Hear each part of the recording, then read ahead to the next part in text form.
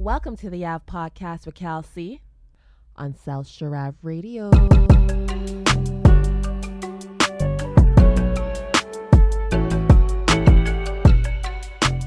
Welcome to the Ave Podcast. Now, normally around this time, we're usually breaking down the NFL playoffs, the divisional round. There's like 4 great games or potentially great games going on this weekend between the Bengals and Titans, my Niners versus the Packers, Tampa Bay versus LA, and who's the last one? The Bills and the Chiefs. 4 great games.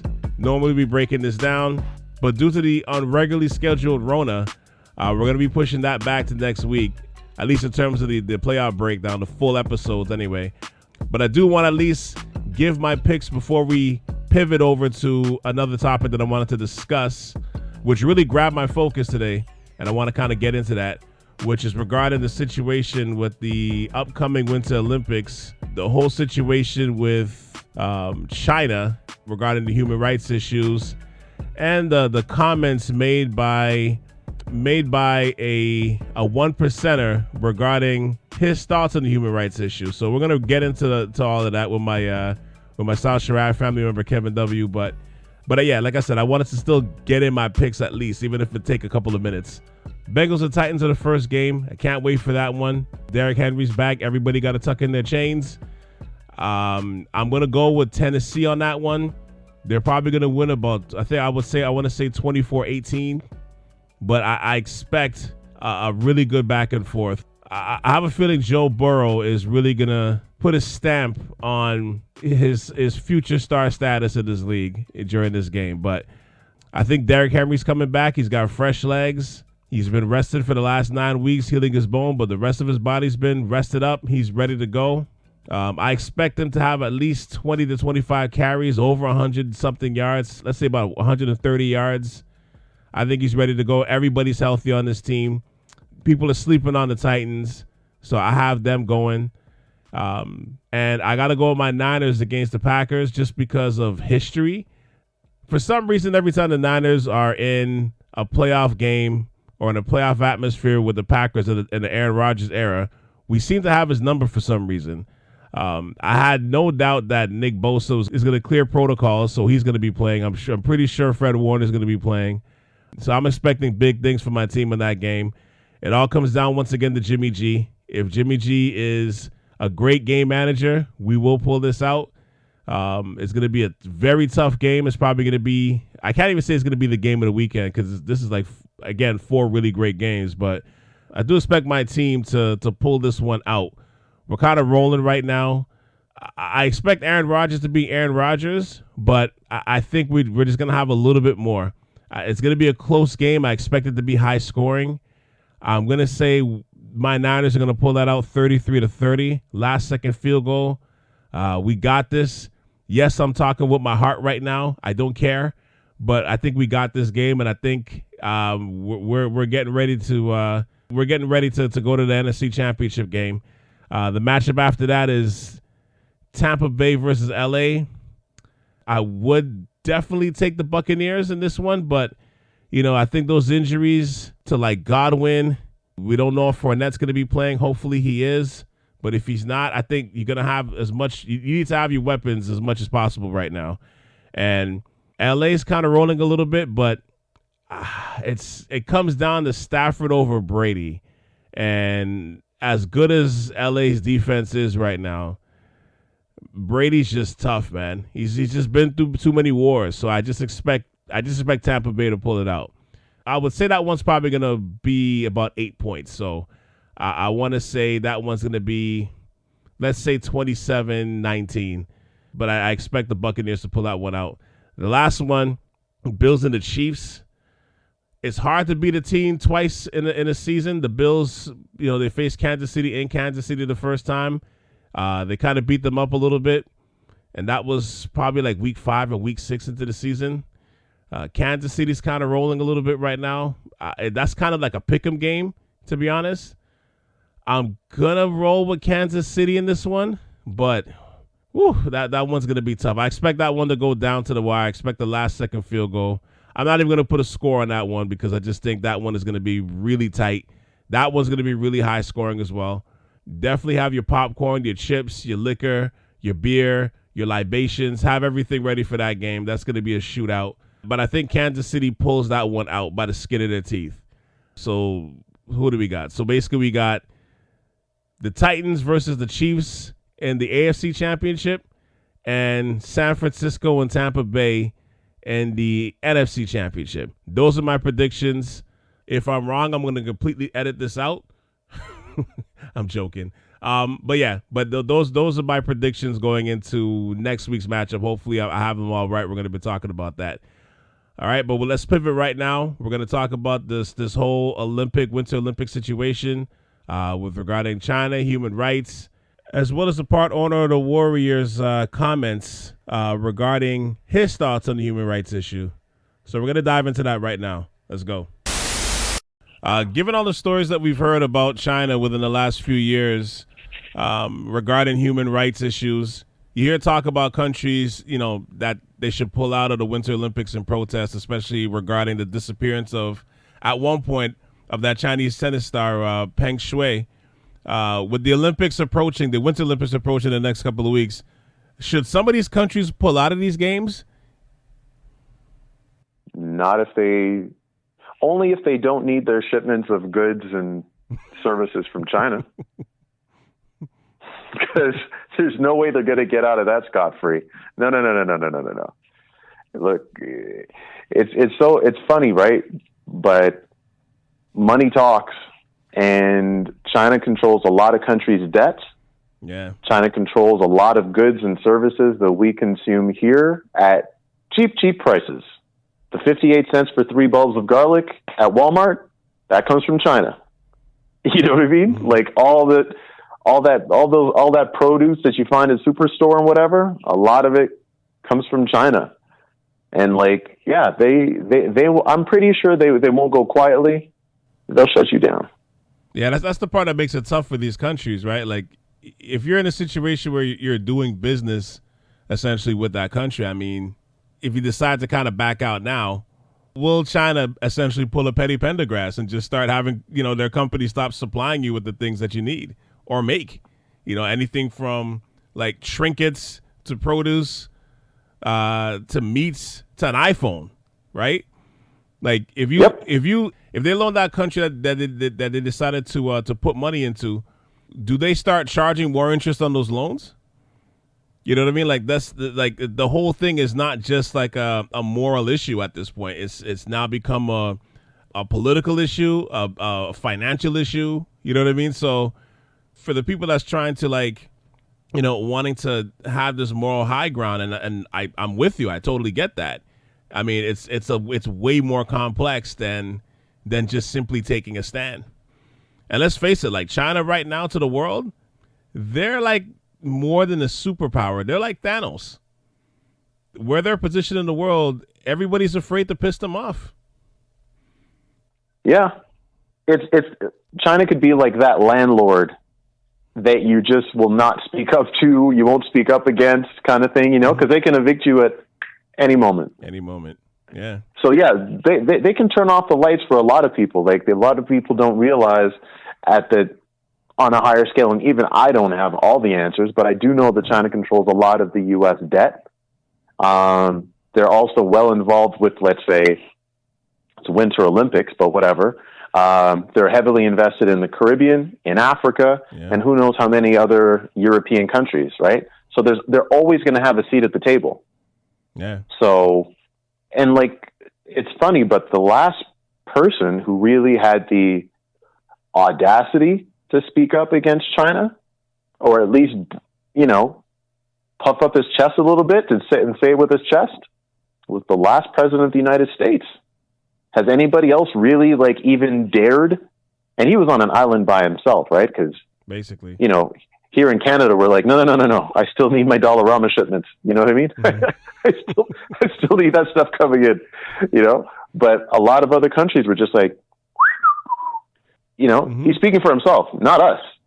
We're Uruguay, not USA. We're different, right? Like sanction and punish them kind of thing. Mm-hmm. But it's funny, all these years, and no one's really said anything. And not much seems to have changed from Tiananmen Square to tennis, right? Yeah. And what's crazy too, because thinking about what was it? Was it last year, a couple of years ago, with the stuff with the NBA with Daryl Morey, the GM of the at the time of the Houston Rockets, where he made the simple tweet of standing by the protesters, the Hong Kong protesters, and that set off a firestorm that that almost cost the NBA, what was it, like $400 million, at least $400 million annually. Just from that alone, like they basically like siphoned off the water. They cut off the supply right there, and it was like the NBA had to scramble, and everybody around the league, from the highest ranked players to like the highest execs to Adam Silver himself, right, the commissioner of the league himself, like everybody had to basically just pump their brakes, right, because it's too much money and too much businesses from just that sport alone. I'm only speaking about basketball, but from just that sport alone, it's so much it took out of that. Like there's no way they could let that ride. There's too much invested in the country, like on both sides, where it's like they can't let it ride. So if China's on their petty pendergrass, it's like hey man, we got to calm this down. Like that's I mean, to me, I don't even say to me, but like I think to a lot of people, it kind of showed you like, wow, like they are not playing right now. It's a crazy thing. Like, it's funny because you hear the rumors right now of like the dignitaries. I think at one point they're saying like the U.S. dignitaries aren't going to go to the ceremony. They're not going to go to the games. But outside of like civil diplomacy, is that not like the equivalent of like a fake hissy fit? It's like it's more for optics, but like and I know and they know that I know that it's hollow as hell. You know what I mean? Oh, yeah. Veiled social media, like, I think they had to ask for permission to not show up. Basically. I think they would have to ask for permission, they would have to politely decline, say that they will not be attending, and no sign of disrespect, but they will not be in attendance, but they will also not speak on anything regarding the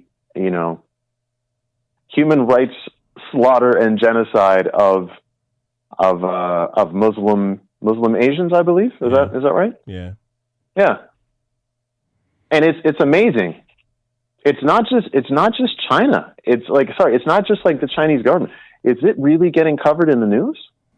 No, honestly, other than like certain shows that talk about it. And I mean, not including this one, of course, but like, no, you're not hearing about it at all. Isn't that interesting? I'll always say this. Why is it that, I mean, the news that we're given to consume is very selective, right? There's a producer, there's people that like choose what we want, where they want us to focus, what they want us to focus on, and what side they want us to take. True or false?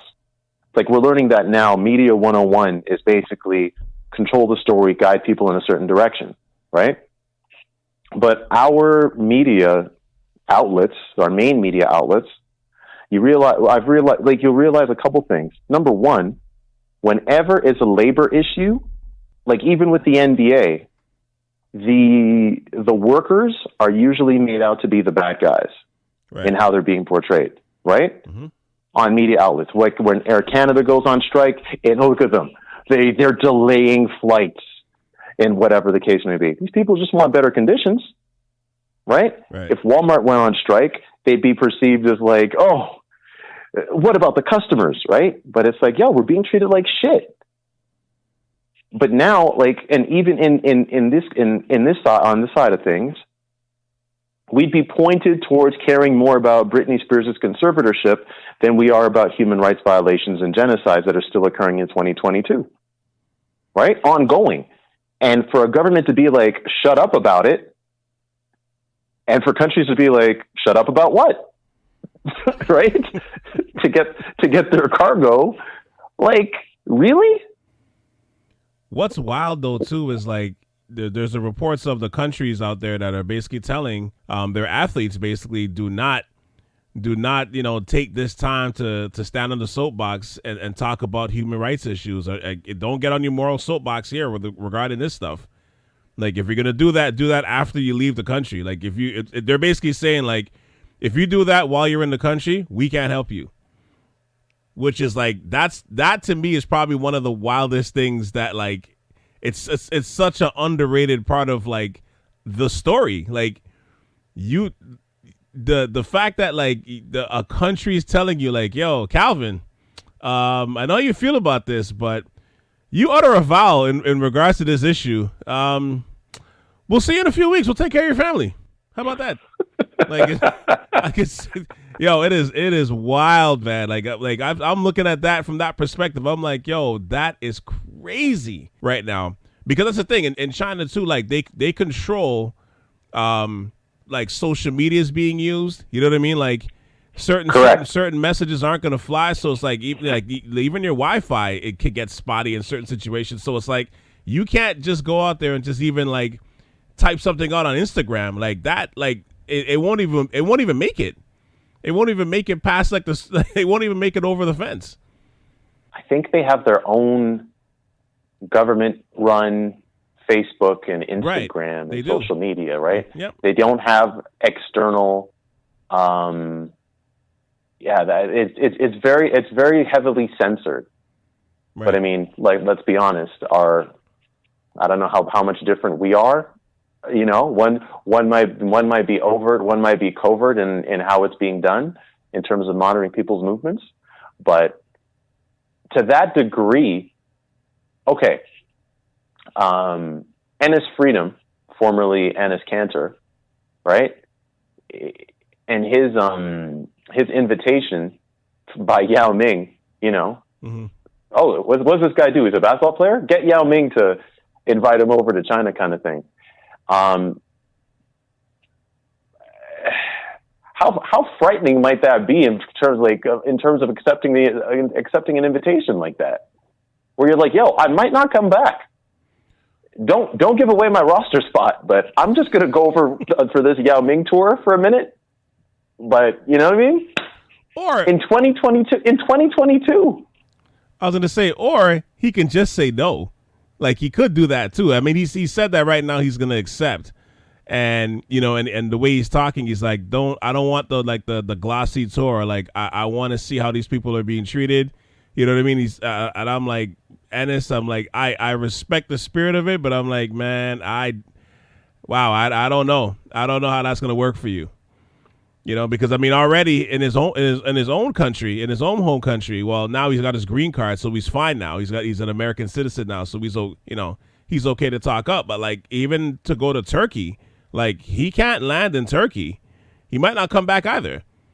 You know, like, it's like his issue itself is kind of crazy for what it is. So for him to take the stance, like, I commend it, but it's like, man, you are taking on a hard fight that most people just in this day and age are not built for anymore.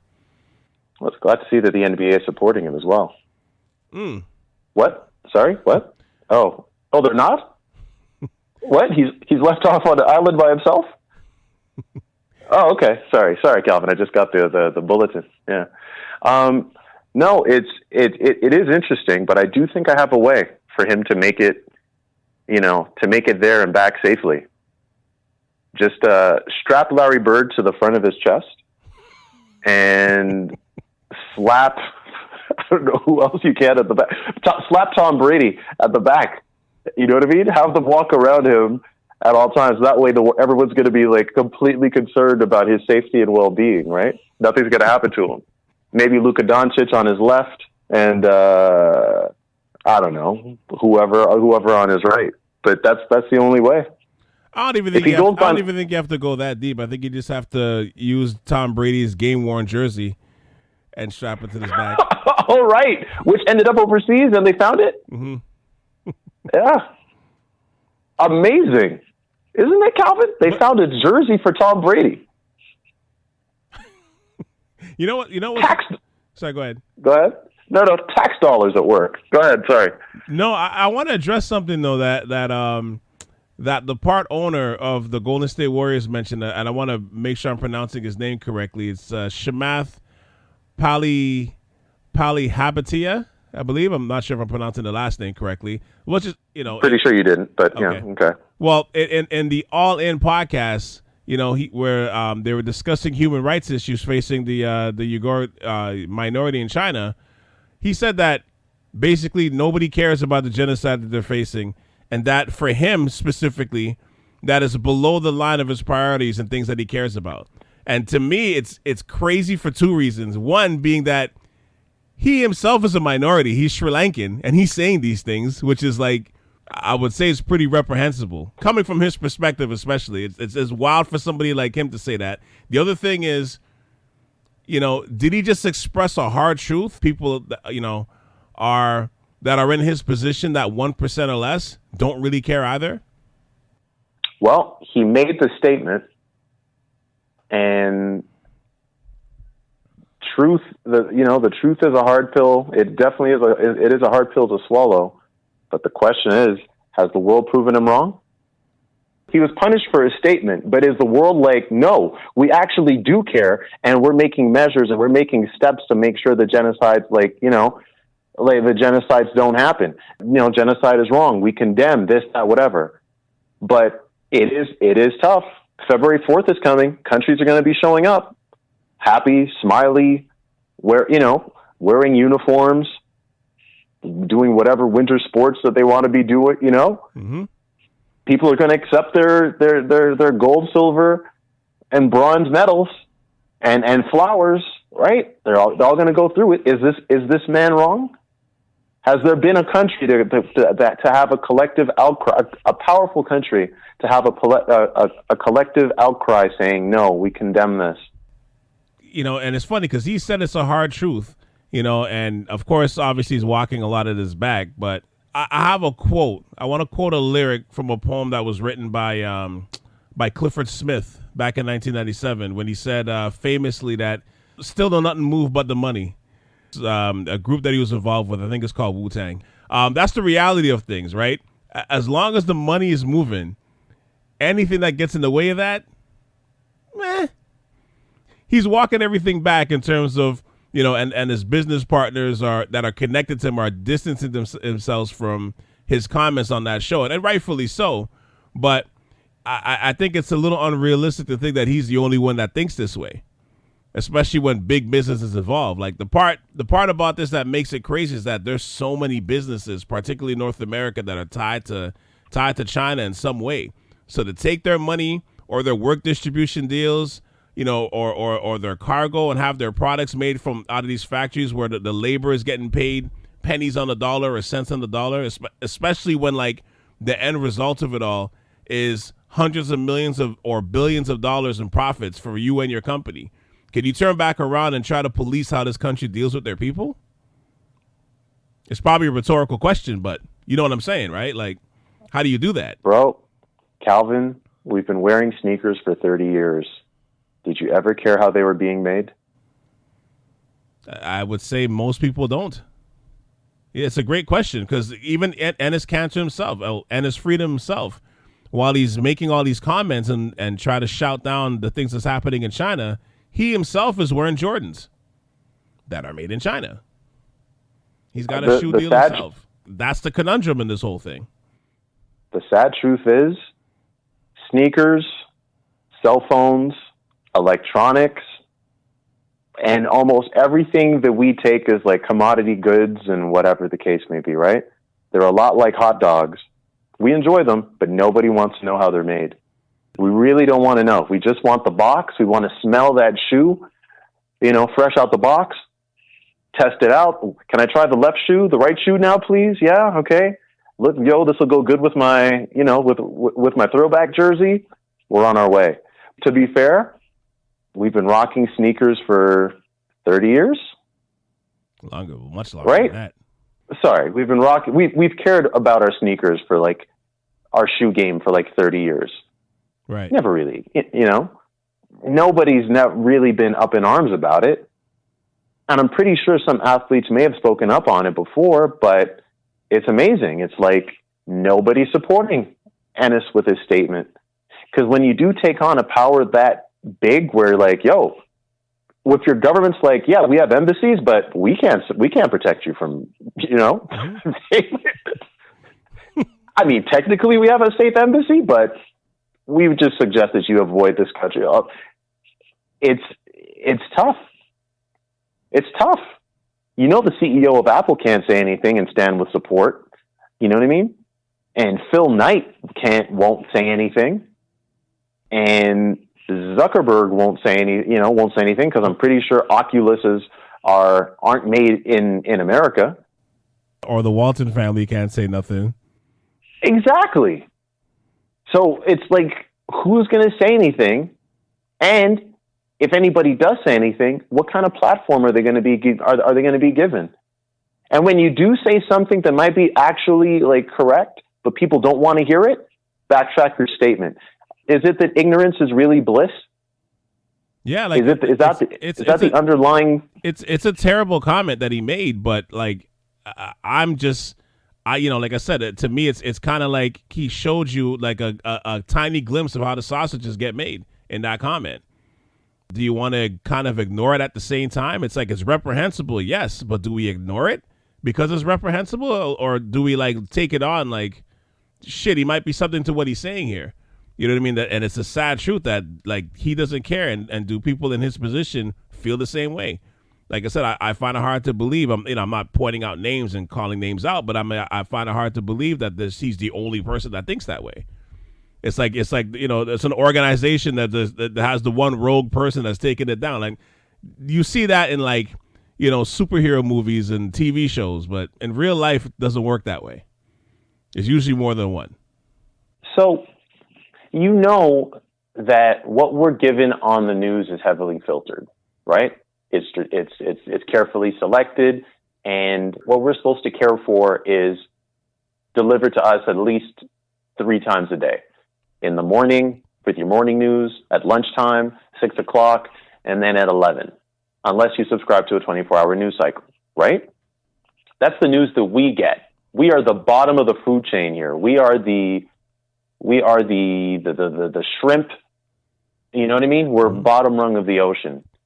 Do you not think that like all countries have known for a while, like, hey, sir, ma'am, we have these reports of a genocide happening in China. You don't think that's been known information for the past couple of years?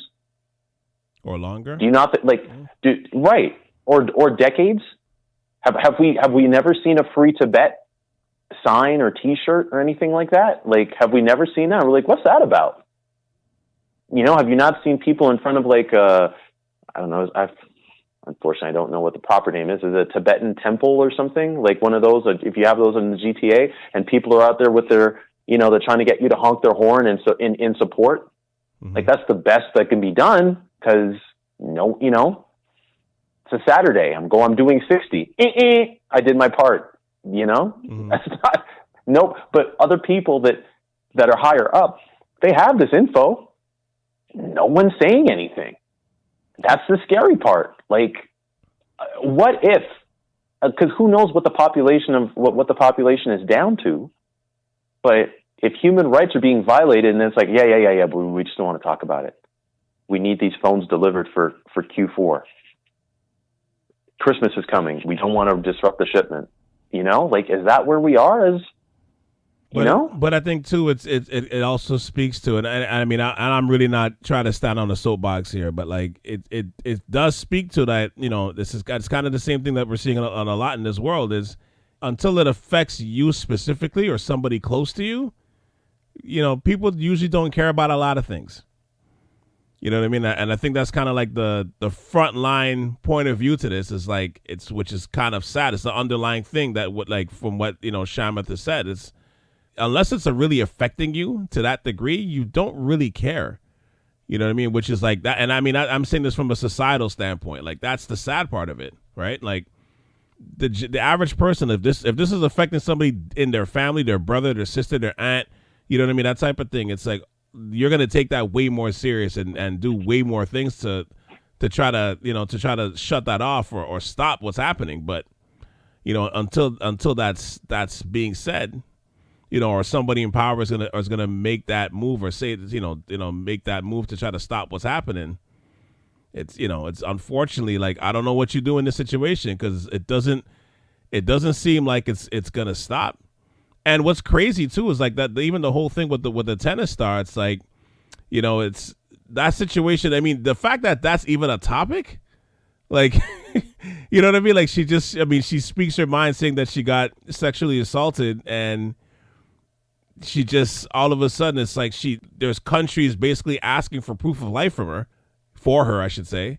The fact that that's even a story is like, I don't know, man. These last couple of years, as we know, in so many ways, has been wild. But that to me is like, I don't even know what you say to that. Like, it's kind of like an unbelievable story that's getting underreported. And do we still know? I think she did come out and say that, she's fine and stuff. But do we know that? We don't know. The whole thing is crazy. The whole thing is crazy. But like, that comment, what he said, spoke to so much. That little blurb, 20-second blurb that he's having to walk back. There's a lot of harsh truths in that what he said, and it's really unfortunate. It's really unfortunate. Is it possible? Let's just deconstruct for a second, because we did go through a lot in the past, let's say 30 months, okay? Is it possible that if we didn't have sports and concerts and whatever as a distraction, that the world would have turned more of a global eye, a critical eye on what was going on over there? I mean, it's a possibility. It's a fair statement to make. I would say that when it comes to the business of sports and entertainment, for example, just because you're bringing that point out, how do you stop that train from slowing down? And because that train was slowed off, was moving at a much slower speed, for a little period because of COVID. Can you afford to make that stop again, to go do that? I mean, that would be a hell of a statement. But again, we both know the answer to that. A lot of movements and justice. Because the world was watching, the right thing was done more than it was before everything went on pause and slow down, right? Because a lot of times, like cases like what we went through, would have been sealed, forget about it. You'd have seen it on Sean King, and he would have been furious about it. And then we're just like, yeah, but nothing's going to get done, right? But because the world paused, basically, and people have all this pent up, like, I was supposed to root for somebody. I'm supposed to, and we have this, like, I need something to root for and someone to root against. What can I turn to? This looks like it's bothering me. Like, human being, like a tennis star. Imagine Serena Williams just says something and she goes missing. Saying I got sexually assaulted. Yeah. By a political figure, and then all of a sudden we stop seeing her in commercials. She's not showing up in tournaments. Nothing. Serena says that, right? Just imagine that. Now imagine, because I don't know how big of an athlete, like how big she was. Imagine if, I don't know. Well, she's the best player in the world. Best player in the country. Right. And instead of her being supported, she's vanished without a trace. Like, in 2021. And people don't want to offend, people don't want to offend the people that made this woman disappear. She says she's fine. Oh, okay, then in that case, never mind. It's just really scary, man. Yeah, it's scary. It's some scary times. How do you want to wrap this up? Because, I mean, it's kind of open-ended at this point, isn't it? Like, Calvin, unfortunately, we haven't made a lot of progress from tank man to tennis, right? Mm-hmm. But if her story is the one that came out, even though their media and their platforms are extremely heavily censored and stifled, right? and edited. What other stories are there? Like, she said she was assaulted. Don't talk about it. She goes missing. Oh, they're genociding a people. Oh, well, no, we're not talking about that. Oh, what about, like, Tibet? Like, what's been going on in Tibet for all these years? Don't talk about it. Shh, be quiet. Do you want you want your commodities or not? At relatively cheaper prices. Because there's no manufacturing in the States anymore. I wonder, though. I do wonder this. Because let's say, I'm just going to take example, one globally dominant company says most of their factories are located in Asia, including Indonesia, China, Taiwan, India, Thailand, Vietnam, Pakistan, Philippines, and Malaysia. This is just one company. That'll remain nameless for now, right? Or at least in this example. Do you think it's possible that some companies are also now starting to diversify their locations and branch off away from the reliance of China exclusively, just in case? Never thought about it to that degree. I mean, maybe. It sounds like a very simple answer, but maybe, because like when they're saying that, is that also truthful? At the same time, could we believe that they have all these locations? What are their main locations? Is the main one in Indonesia, in Philippines, in the Vietnam, or is the main one where most of the stuff is being produced in one place? So what's the percentage? What's the ratio of that? Right? Is it nine equal factories and 6 or 7 different countries, or is it like the 6 or 7 different countries, or sorry, the 6 or 7 different factories are like 4% or 10% of the actual whole business? Good question, but I think if they're going with these many factories per, like, so to speak, they're not doing small scale operation, right? Right. And most of these countries that they do go to are, of course, poor countries where they can exploit a cheap labor force and maximize profit. Now, of course, China used to be the blueprint for that, but I do notice when I purchase said goods that, these aren't made in, like Vietnam started popping up more on some stuff, and Malaysia, Indonesia, for sure, yeah, Haiti as well for some clothing companies. They've started setting up shop in Haiti. It is interesting. I think like at some point, just in case they have to pull the trigger and just like abandon ship, mm-hmm. maybe they do that, but it's. And even with that said, Kevin, like the fact that that's even happening for that one nameless company, the fact that they still haven't pulled the trigger says a lot too. So it kind of tells you where the importance of it is. Even with all the work spread across all these different countries, the fact that that's still not being pulled, it says a lot. Does it? Have you ever heard profits over people?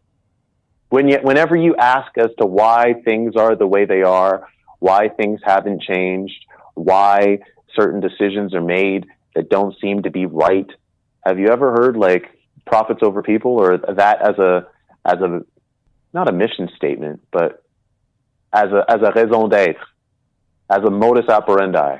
Mm-hmm. Have you ever heard that? Yeah. Okay. So Clifford Smith, he was right. It's just sad though. I guess, are people that expendable?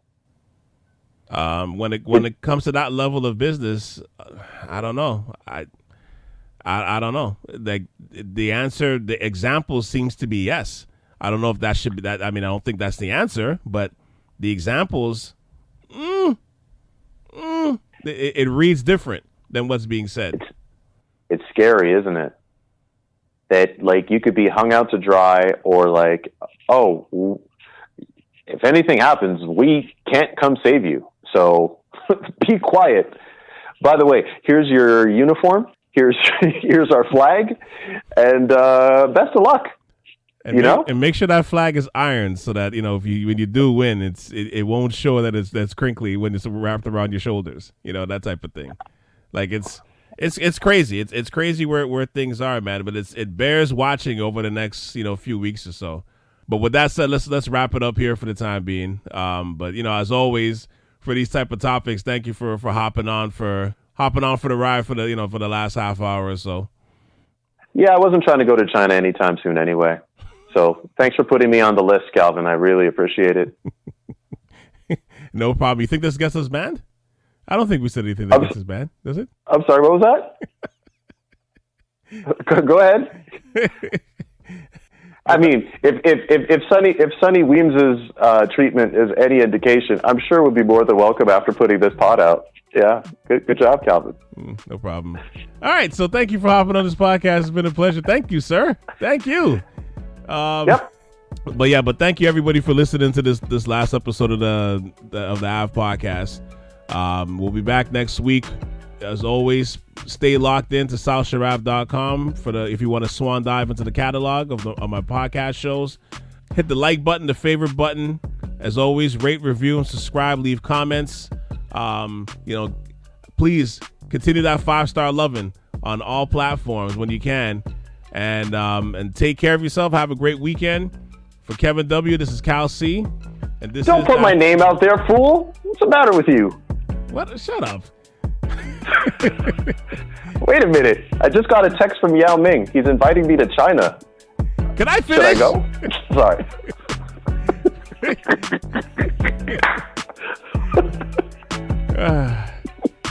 For Kevin W., this is Cal C. And thank you for tuning into the Ave Podcast on South Shore Ave Radio. All right? Till next time. Peace. We out.